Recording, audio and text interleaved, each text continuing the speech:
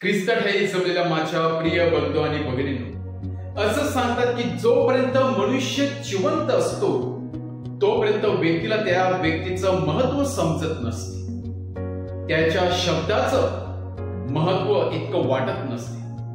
परंतु जेव्हा तो माणूस आपल्यातून निघून जातो तेव्हा त्या माणसाची कमतरता मात्र आपल्याला भासत असते. त्या माणसाने उच्चारायला प्रत्येक शब्द आपल्याला सोन्याहून अगदी महत्वाचा वाटत असतो. शिष्यांच्या जीवनामध्ये देखील तेच झालं. जोपर्यंत प्रभू येशू ख्रिस्त शारीरिक दृष्ट्या त्यांच्या बरोबर होता तोपर्यंत त्यांना आपल्या गुरुचं इतकं महत्व वाटत नव्हतं. गुरुने उच्चारलेले शब्द कधी कधी ते एका कानातून ऐकून दुसऱ्या कानातून सोडून देत असत. परंतु त्यांना केव्हा महत्व समजत, जेव्हा प्रभू येशू ख्रिस्त त्यांच्यापासून निघून जातो, स्वर्गामध्ये घेतला जातो, जेव्हा मोठी जबाबदारी त्यांच्यावरती येते, जेव्हा पवित्र आत्म्याचा वर्षाव त्यांच्यावरती येतो, तेव्हा स्वर्गाचे राज्य म्हणजे काय आहे, तेव्हा मिशन कार्य म्हणजे काय आहे, या सर्वांची आठवण आपल्या शिष्यांना. आणि जे शिष्य प्रभू येशूच्या मागे कुरकुर करत होते, जे शिष्य मिशन कार्यासाठी तयार होते, ते शिष्य आता प्रभू येशूचे मिशन कार्य मोठ्या जोमाने तयार करतात. एवढंच नाही तर आपल्या गुरुचं अनुकरण करून आपल्या शरीराचं प्राणाची आहुती देखील देतात. बहुतेक शिष्यांनी आपल्या गुरुसाठी आपल्या प्राणाची आहुती दिली होती. आणि आज देऊळमाता अशा एका प्रेषिताचा संताचा सण साजरा करत आहे की ज्याने प्रभू येशूचा संदेश कदाचित धुडकावून लावलेला होता, परंतु त्याच्यानंतर मात्र तो प्रभू येशूच्या मार्गावरती इतका मार्गक्रमण करतो, प्रभू येशूचं अनुकरण आपल्या जीवनामध्ये इतकं ठेवतं की तो आपलं रक्त देखील प्रभू येशूसाठी सांडत आहे. ती व्यक्ती म्हणजे संत याकूब, म्हणजेच सेंट जेम्स. आज देऊळमाता संत याकूबचा सण साजरा करत आहे. माझ्या प्रिय बंधू आणि बहिणो, बायबल मध्ये संत याकूब विषयी खूप काय लिहिलेलं आहे. संत याकूब म्हणजेच योहानाचा भाऊ, त्याचे वडील जब्दी. आणि नव्या करारामध्ये आपल्याला आठवण असेल की याच याकूब आणि योहानाची आई या दोघा भावंडांना घेऊन प्रभू येशूकडे आलेली होती व सांगत होती की या दोघांपैकी एकाला तुमच्या उजव्या बाजूला, एकाला तुमच्या डाव्या बाजूला बसवा. एक आई आपल्या मुलासाठी जणू काय आपण बोलतो वशेला कसे मारतात त्याप्रमाणे मस्का लावण्यासाठी प्रभू येशूकडे येत आहे, परंतु प्रभू येशू ख्रिस्त त्यांना धुडकावून लावत नाही. असं सांगतात की जब्दीची बायको म्हणजेच याकूब आणि योहानाची आई ही पवित्र मरियेची सख्खी बहीण होती. आणि सख्खी बहीण असल्यामुळे याकूब आणि योहान हे प्रभू येशूचे जवळचे नातलग होते, कझिन ब्रदर होते.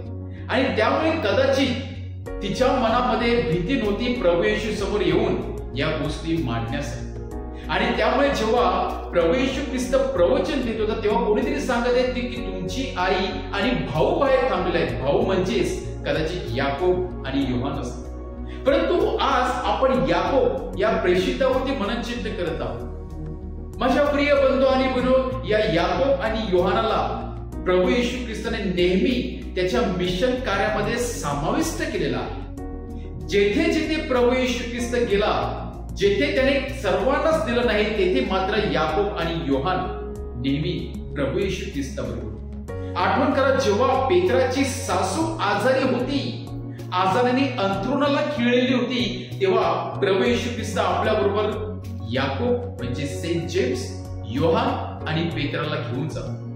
आठवण करा, जेव्हा झायरसची मुलगी मरण पावलेली होती तेव्हा प्रभू येशू ख्रिस्त त्या झायरसच्या घरी याकूब, योहान आणि पेत्राला घेऊन जातो. आठवण करा, ज्या ताबोर, ज्या डोंगरावरती प्रभू येशू ख्रिस्ताचं रूपांतर झालं होतं तेथे याकूब, योहान आणि पेत्र होता. त्याचप्रमाणे जेव्हा प्रभू येशू ख्रिस्त शेवटची प्रार्थना गेत्सेमने बागेमध्ये करत होता तेव्हा याकूब, योहान पेत्र बाहेर गुडघे टेकून उभे होते, कदाचित ते झोपेमध्ये होते. म्हणजे परमेश्वराच्या प्रभू येशूच्या प्रत्येक मिशन कार्यामध्ये याकोब आणि योहान आणि पेत्र यांनी महत्वाची भूमिका घेतलेली आहे. आणि हाच तो याकोब एक दिवस प्रभू येशू ख्रिस्ताला म्हणाला होता, जेव्हा समारिया येथील लोक प्रभू येशूचे ऐकत नव्हते, प्रभू येशू ख्रिस्ताचा संदेश ते धुडकावून लावतात, तेव्हा हाच याकोब प्रभू येशूकडे सांगतो की प्रभूजी, स्वर्गातून प्रार्थना करा की आग येऊ दे, अग्नी येऊ दे आणि या लोकांना ठार मारू दे. तेव्हा प्रभू येशू ख्रिस्त त्यांना धमकावतो.